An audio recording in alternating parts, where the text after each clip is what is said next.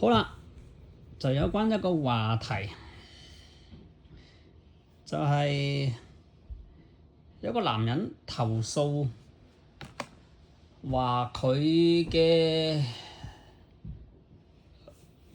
老婆啊、女人啊，就好中意，即係曾經有一段時間啊，好中意就着嗰啲大黑裙，好寬鬆嘅黑裙，擺下擺下咁嗰啲黑裙，然後佢仲折墮到唔係着個黑裙咁簡單，即係點解話折墮咧？呢種行為，因為通常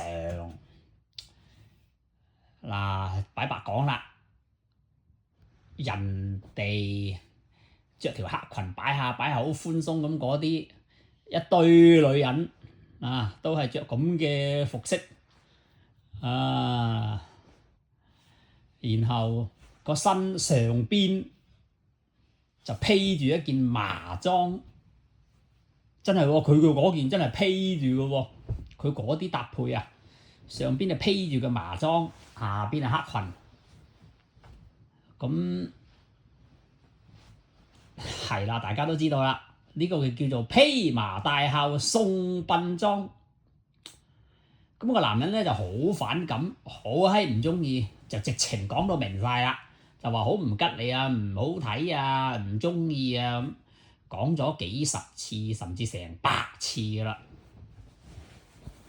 咁嗰個女人咧，佢仲好閪得戚，買完又買，買完又買，啊，哎呀，咁唔單止買啦，成日咁樣着啦，即係嗰段時間。佢見到人哋咁樣着就好似好睇咁啊！人哋苗條嗰啲，即係少少，其實人哋寬鬆得嚟咧，就即係長苗條嗰種咧，就應該都唔會直接聯想到殯儀館送殯嗰啲嘅，係嘛？但係佢嗰個女嘅當事人。即係個男人反映話，佢個女嘅當事人就身形就明顯係矮嘅、闊嘅，咁即係講得難聽，自己想像下，即係嗰啲婆乸係嘛？婦人啊，即係佢最難聽就係好似水桶腰咁，着住條好闊、好寬、好矮咁，即係。擺下嘅黑裙，上邊就披住一件麻裝咁，真係好閪恐怖噶嘛，係嘛？咁男人已經講到明晒話唔中意唔吉利，嘿，你又話西方咩點樣學人哋西方咩？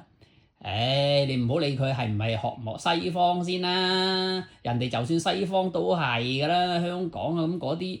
人哋送殯都係下邊黑裙，即係或者係上邊全套黑，反正你咁嘅着裝，下邊啊大黑裙擺下，上邊啊披件麻裝，咁就非常之唔吉利啦，肯定大吉利是咩？你唔可以着第樣嘅咩？係咪？咁多唔着係要着嗰樣。你咩心態啊？咩意思啊？仲要人哋都講到明晒咯，唔中意咯，唔吉利咯，個心唔舒服，一眼見到就已經即刻聯想到殯儀館送殯嗰啲咯。咁嗌你唔好咁着咯，已經好聲好氣，你仲好似懶閪得戚，越買越多，成日咁樣着。咁你即係詛咒個男人啊？要話咩意思啊？佢話你過分想像喎，係你自己嘅心胸問題喎。你仲要控制我啊？衣着都要，你管得咁嚴㗎？好，個男人有一次咧就忍無可忍，即係見到佢仲係咁閪招積，咁閪得戚，咁就。突然間一句，你咁啦，你咁中意着呢啲，不如咁啦，你返你外家先着呢啲啦。嚇乜你咁黑心㗎？哇！1秒鐘都冇延遲啊！1秒都冇啊！真係佢即刻彈呢句嚇乜你咁黑心㗎？哇！嗌佢着翻外家，嗌佢翻外家先至着，佢又話你黑心喎！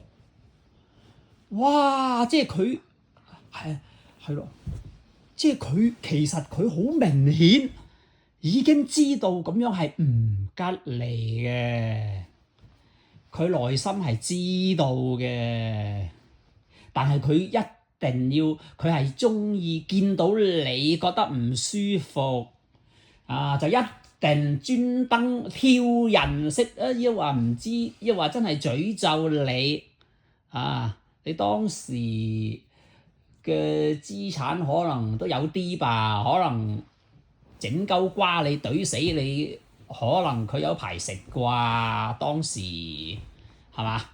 唔係點解佢要咁做咧？咁哇！就係即係大家想象下呢個場景，你話呢個女人個心腸，你話究竟佢係心腸歹毒啊，抑或係冷血，抑或係無知咧？係嘛？咁啊，大家自己判斷啦。就係最關鍵、最核心就係佢嘅反應啊！佢嘅反應，哇！真係好潑辣，成個跳起喎！嚇乜你咁黑心㗎？哇！呢個反應真係，呢個場景真係，哇！你永世都會記得㗎啊！哎呀，真係想像下呢種女人幾恐怖，哇！呢種係咪叫做即係傳統意義嘅叫做克夫啊？係咪啊？應該大家自己判斷啦。啊，克夫型女人呢啲叫做即係我心目中嘅定義啦。我聽到呢啲個案，聽到呢啲細節，我就絕對評定呢個一定係一個克夫女人，因為個男人佢唔係一嚟就已經係發脾氣，佢係已經係反覆啊，注明啦，反覆咁樣講啊，講咗好多次，講咗幾十次，個女人就越嚟越得戚，越買越多，仲要故意喺個男人面前着，仲要喺個客廳嗰度着啊，喺任何場合幾乎就係。個男人一眼見到就表現出好唔中意，已經係向佢講到明晒啦。其實如果一個人如果係即係唔係弱智，又或者唔係頭先講嘅咁黑心刻薄，唔係咁冷血，即係唔使人哋講啊，自己都識做啦，係咪啊？如果你係一個賢妻良母型嘅話，唔需要啊。唔需要人哋提啊！呢啲咁簡單嘅避忌一下，係嘛？得唔得？好簡單啫嘛！咁你哇，即係仲要人哋即係忍無可忍，同你講你着翻外家，你翻你外家先至咁樣着，唔好喺我面前着，得唔得？佢即刻彈起，佢即刻好潑辣咁樣。好恐怖啊！呢種場景真係即係好顯然，好顯出呢個女人，哇！